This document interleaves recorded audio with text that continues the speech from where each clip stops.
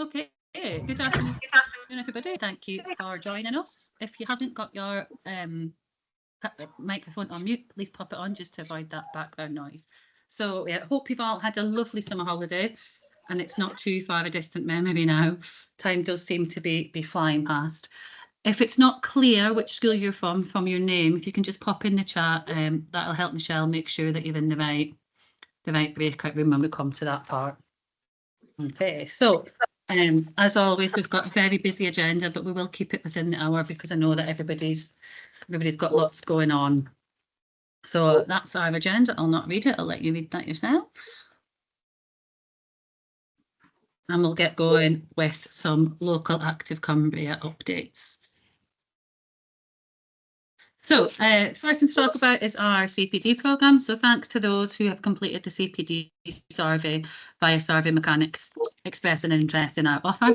If you haven't done so, it isn't too late because I'll be working on it throughout the school year. You might not be able to scan the QR code from your screen, but I will send this out afterwards and the link is on our website.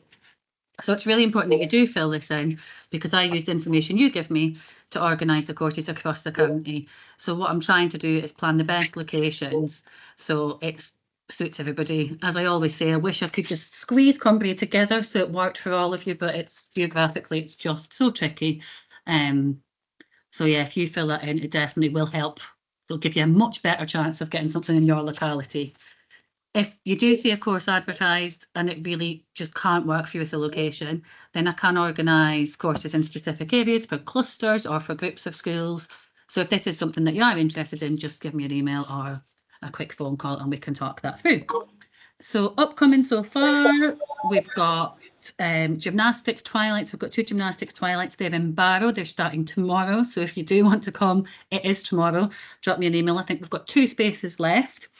We've got a Storm Break, which is our mental health programme. It's not our mental health programme, it's the mental health programme that we support and promote. Storm Break are doing a free webinar on the 14th of October. And if you attend the webinar, you'll get a discount on the package, which is fantastic for, really promoting mental health support throughout your classroom, throughout your school, and giving children those opportunities. So that's the 14th of October. We've got our 2 Youth Sport Trust courses coming up. We've got the Inclusion Autism one on the 17th of October. So that's a 1-hour online introduction that follows on to part 2 and part 3, which are more tailored and bespoke. And then we've got the Sensory Circuits one on the 24th of October. And all these dates are on our website and have been sent out to PE leads. And then I've got a new course coming up based on the survey results, which is Understanding Physical Education, Leadership and Governance. It's a mouthful. So that's designed for subject leads, for your senior leadership team and for your governors who are responsible for the PE and Sport Premium funding. That's on the 5th of November in Wigton and the 6th of November in Lindale in Farness. And finally, we've got another new course following positive feedback at the conference we held last year. We've got Chris Bramall delivering the FA Primary Teachers Award, and that's on the 19th of November in Carlisle and the 21st of November in Kendal. So we've already got quite a lot booked in and a lot that we're still working on. So yeah, if you haven't filled the survey in, please do so. Okay. School games. So again, I'm on with planning the school games events for this year. Last year was fantastic with over 1,200 children and young people from 63 different schools across the county taking part in our events. School games are open to all schools. There is no longer a qualification process for the majority of events, and it would be great to see some new schools getting involved. There is a misconception that you've got to qualify, you've got to get through. That's not the case anymore. So if you are interested, either speak to myself or your local school games organiser. Our target audience for these events continues to be less active children, SEND children, those children who don't often get to represent their schools at sporting competitions. We want to give them the opportunity to attend events. So on the slide, you can see the events that we've got planned for this year. And I'm still organising the penathlon events and I'm meeting with Tony tomorrow. So as soon as I get those dates and venues confirmed, I'll get those out for you. There are also local school games events happening, and in your breakout rooms, your local SGO will be able to tell you a little bit more about them. Okay, we've got a new lead inclusion school. So big thank you to Hilary, who most of you will have met and worked with last year. We now have a new lead inclusion school, which is William Howard School, and Tracy Croucher is the lead, and I'm just going to let Tracy introduce herself. and get my mic turned on. Okay, it's all right. Okay, so hello everybody. Tracy Croucher. I will have met some of you maybe before. Work at William Howard. So I've been asked to be, we've been asked as William Howard to be a lead inclusion school, and for me to be the lead inclusion for Cumbria. It feels a bit overwhelming to me at the moment. I attended a meeting yesterday with the Youth Sports Trust, and lots and lots of information that I've been given. So I'm sort of, I don't know a lot about primary PE. I don't know everything that you already do inclusion wise for your children. I'm sure you all do it really, really well, but I'm here to, as time goes on, to hopefully be someone that you can come to for advice if you about any particular child that you have, and to let you know about resources that are available, and any other courses and things. I did hear an awful lot about different courses and resources yesterday, which when I've got my head around it a bit, I can share with Kirsty and share with everybody here. It was very primary focused and special school focused yesterday. So anyway, I look forward to meeting you again on some of these meetings and things. And if you have my email address at some point, if you do want to get in touch with me, that's fine. And I'll try and get all your emails so I can be in touch with you as well. I might be able to help with funding and things as well. I met a lot of people who can help with that kind of thing to get funding for equipment for schools.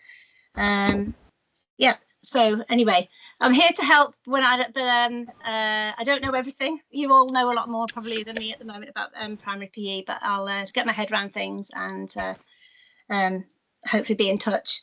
I was going to say yesterday they launched, I don't know if any of you play boccia in schools, in primary schools, but Boccia England have just launched their new boccia sets, which are designed for primary children with smaller balls. We actually had a go with them yesterday, and I brought one set back here to school. They're only £80. It's a very inclusive sport, so if it's something you're interested in, again, I can pass you some information on about that as well. Okay, probably spoken too much. I always do. Okay. All right. Thanks, Tracy. Okay. All right. Thanks, Tracy. You're definitely doing yourself a disservice. You do know lots. Tracy's been working in inclusion and with special needs children for a very long time. So I do know a lot. Don't do yourself down. Secondary tends to be where I've known more. So then I have primary, but yeah. Okay. Thanks, Tracy. Okay, Fireplace Girls Football. So it's not too late to register for this. This programme's still continuing. So if you haven't registered, please do so. And once you've registered, please remember to take the pledge. The CPD resources, I've been told, are absolutely brilliant. So worth having a look to support your girls' football in schools. Okay, I'm just going to pass over to Jodie. Jodie is our active travel to school officer, and she's just going to spend a couple of minutes sharing with you what she can do to support you. Thanks, Jodie. Thank you. Yeah, just really headlining whistle-stop tour of what I do and how I can help. I know it's a little bit tangential, but it's obviously physical activity focused, and ways that you can increase that in your school. So my primary contractual role, I guess, is to oversee the Bikeability grant, but Bikeability is mostly targeted at children in years 5 and 6. But we have got some funding for balance bike training, and also a little bit for SEND provision as well. So if anybody thinks that could be of use to them, please, my email is at the bottom of this slide. If you take a note of that, give me a shout and I'll see what we can do. We run a Feet First challenge each term. It's 1 week, really, really accessible and easy to do. It's all about just encouraging families to travel actively to school. And even if that's just one journey a week, children can participate by doing that, get a small prize for that one journey. And it's just about putting active travel on the table, having that conversation and then encouraging families to leave the car behind where possible. The resources are all done for you. You know, there's no kind of requirement to record the journeys or anything like that. It's purely about encouraging active travel in a fun and accessible way. I have had a little bit of a revamp this time in line with some feedback I've had from schools in the past. So I've done a bit of a soft launch this term. So I've only invited those schools who have participated in the past, just so I can iron out any logistical issues. But I will be in touch about the challenges in both spring and summer. So look out for those if you're interested. It's quite helpful for me just to, you know, say hi. I know sometimes I email and people must think, who's this and what am I getting now? So, you know, it's not spam. It's all good stuff and it's all completely free. In line with that, the Living Streets Walk to School Tracker, their WOW challenge, that is an ongoing recording of the way that children travel to school, but previously you have had to pay for it. I think ballpark it's been about £500 per school, but Active Travel England are funding it now, and they're very keen to recruit in Cumbria. We've already got a couple of schools on the books, as it were. There's no mobile phone access required. The browser, it's a browser, sorry, the tracker, so you just need a PC. Loads of support from Living Streets. I won't go into too much detail here, but if you would like more information, again, just give me a shout and I'll connect you up with the right people. I've got a few little resources that we designed. We have a Walk to Wellbeing leaflet, again, completely free of charge. I can get those printed and sent to school. Good way of engaging younger children. It's kind of a scavenger hunt leaflet you could give out to families or you could use in schools. And it's about promoting the holistic benefits of physical activity, whether that's active travel or just going for a walk. But it's just about, it's based around the 5 ways to wellbeing, and it's about encouraging people to engage with their surroundings while they're being physically active. I thought I'd mention our Active Travel Champion certificates, which are on our website. We usually promote them as something to use to support the Feet First challenge, but they're a great thing to just have in your kind of your back pocket in terms of your praise assemblies, so they can be awarded to children who are making a particular effort or have improved their kind of active travelling to school. Similarly, safe parking pledges, they are more obviously about those people who do have to drive to school, but they're an information card with tips for safe and considerate parking for parents, a little bit of pester power.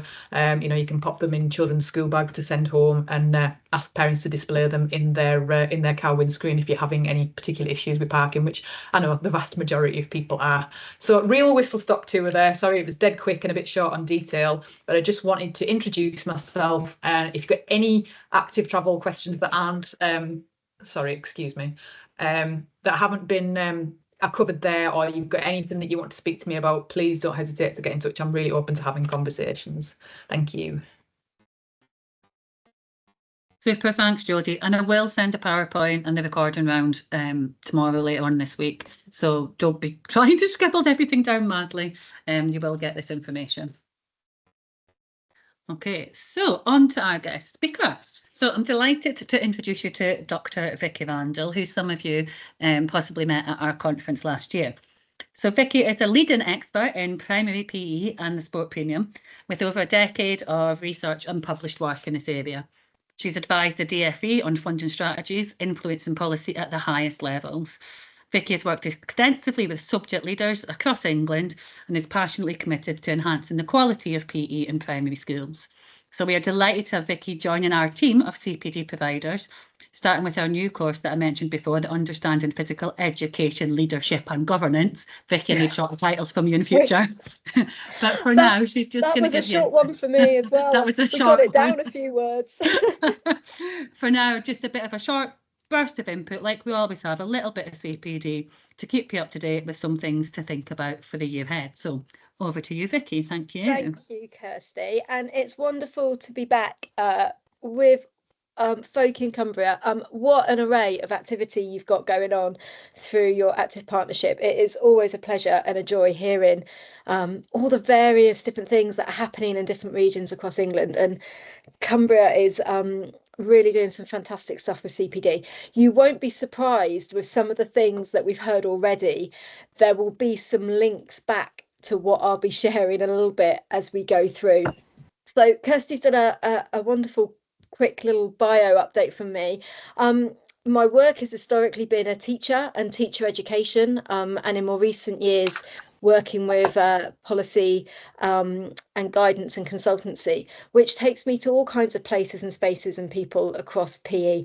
And what we really wanted to do in this session was just give some top line, I suppose, messages, things to think about over the year ahead, because there is change afoot. There are things that are going to be rapidly coming our way. Well, we say rapidly, and then with government, it gets a little bit pushed down the line, doesn't it? But there is some stuff happening, and PE is, of course, part of that wider discussion of change with a new Labour government. I've focused, if we move on, Kirsty, thank you. If you can click on for me. We have 3 key things that I thought would be most relevant and useful to highlight today.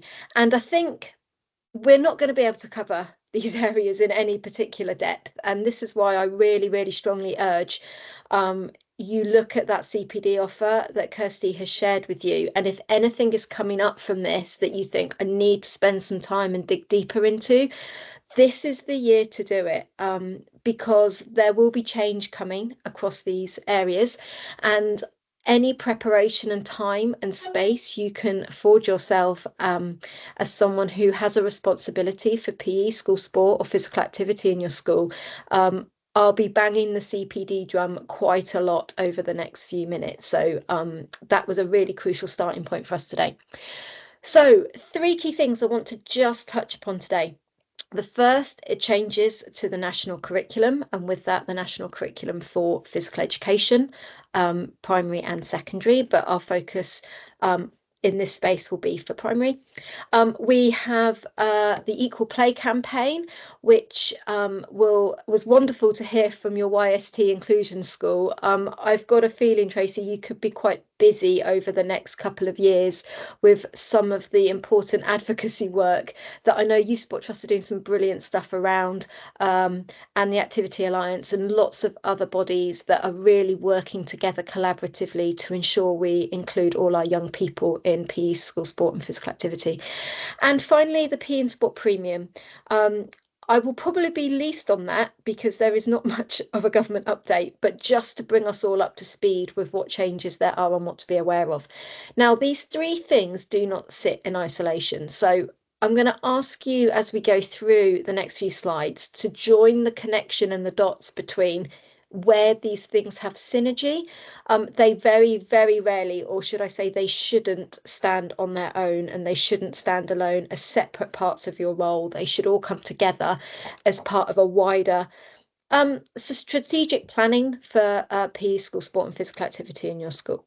So if we move forward then, let's get going. And I will try and leave some time at the end, Kirsty, if that's all right. I'm going to keep an eye on the clock to make sure we do have time if there's any questions to pick up, if that's all right, that might come up from this.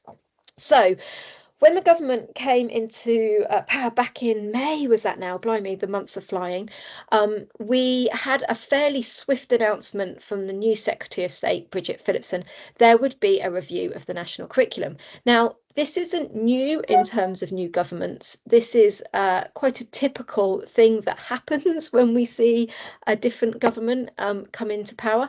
Now, the current national curriculum is the longest time we've had it in its current state. So in its current iteration, this is the longest period of time we've had it. So we're fairly familiar with it. Many of you on the call, I expect, might have not taught in any other curriculum framework.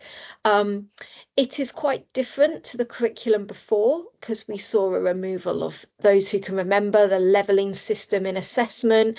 We saw changes to kind of language use, things like competition came into this curriculum for the very first time. And I guess the thing to focus on with curriculum is it's a reflection of a point in time. Now, this curriculum is now 13 plus years old. And so we're a very different world from back then. We've had a pandemic, we've had several Olympics, we've had different societal changes, we've had much more learning and understanding around children, families, communities, physical development and health needs. So it is timely that we have a curriculum that tackles some very challenging issues. Now, Becky Francis, Professor Francis from the Education Endowment Fund, if you haven't had a look at and checked out Becky, who will be leading this review, I definitely say check out the Education Endowment Fund website. It has some incredible evidence-based reports and guidance and strategies for schools. And Becky is leading this review on behalf of the government, and her focus and background has always been in socially just, inclusive provision.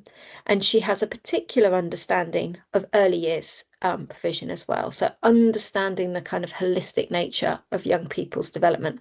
I am hopeful that Becky is leading this because there is some very sound thinking from her own research and work in young people's learning. So there is going to be an unapologetic focus on inclusion and innovation. in the next curriculum review. We will only see snippets of her recommendations from her panel in 2025. There will be no change until before 2026. So we do have this year and probably next academic year, which gives us a bit of breathing space to think about these things. But there will be, as I said, an unapologetic focus on exploring what are the barriers and tackling the barriers that hold our young people back from learning. So we need to frame that in terms of PE.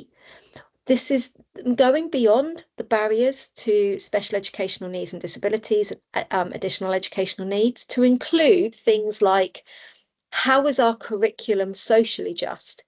Who is it written by and for?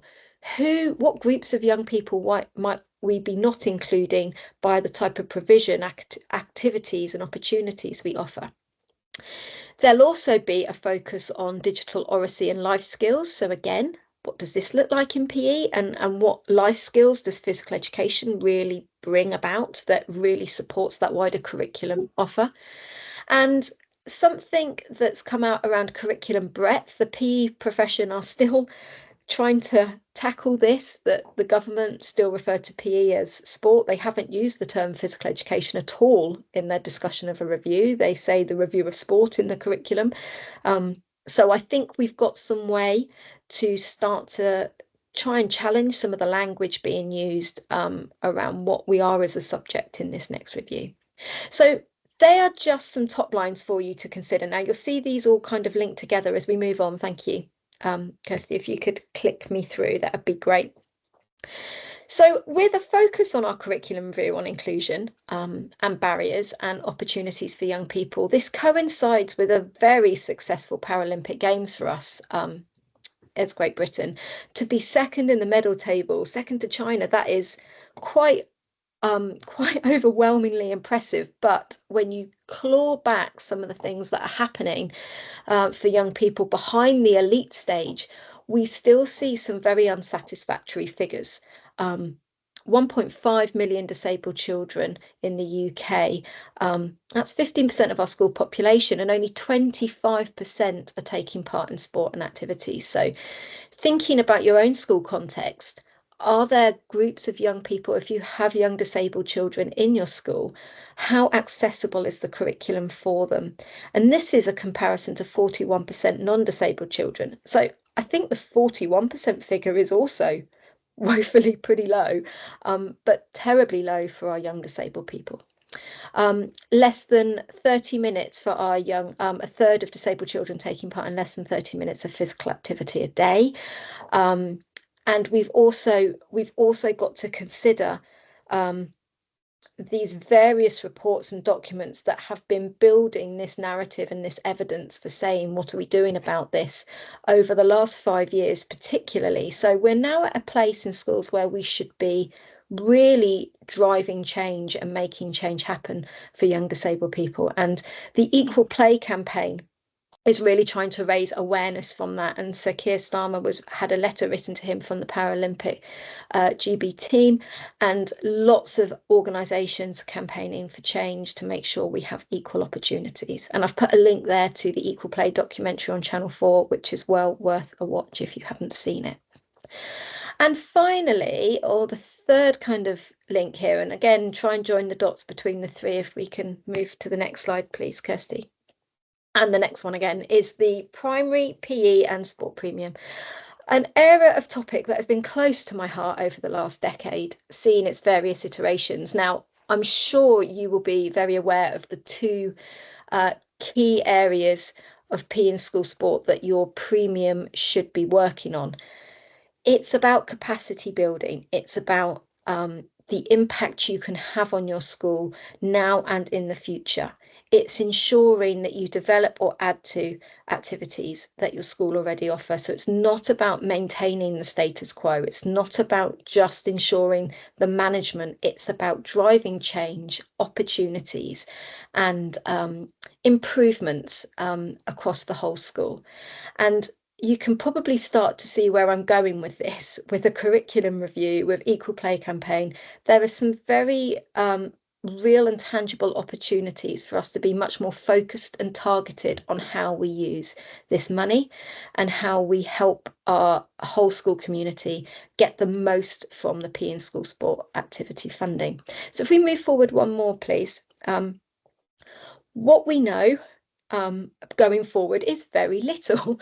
So what can I tell you? Well, I had a check before we came on, and there is still no government announcement on the PE premium since the 6th of October 2023. So we're coming very close to that being a year ago. So we haven't heard. We know that the premium is guaranteed for this academic year. You will receive funding for one more year guaranteed. And I would anticipate after the autumn budget or early October, if not before the autumn budget, there will be an announcement from government around when that funding will be received by your school, as it has been for the last 11 years. There is an extensive review of the PE and sport premium being undertaken over the next 12 to 18 months, which is going to finally, after over a decade, assess the feasibility and impact and evidence of the premium. Now, I am just speculating here, but my sense would be if a government are investing in an evaluation of the premium, they're not going to announce radical change about it until they have that evidence of what to do and how to do it, which will coincide with a national curriculum reform and production of a new national curriculum. So my sense is we've got guaranteed one more year. I would anticipate the government would keep another year going. And then when the new curriculum comes in and the PE sport premium comes in, there will be some indication of review and change that is aligned with that thinking. But don't hold me on that. We only have guarantee for a year. That is literally me joining the dots and what I've heard from various departments and colleagues in organisations over the last year. But I'm pretty confident with it, but can't guarantee it.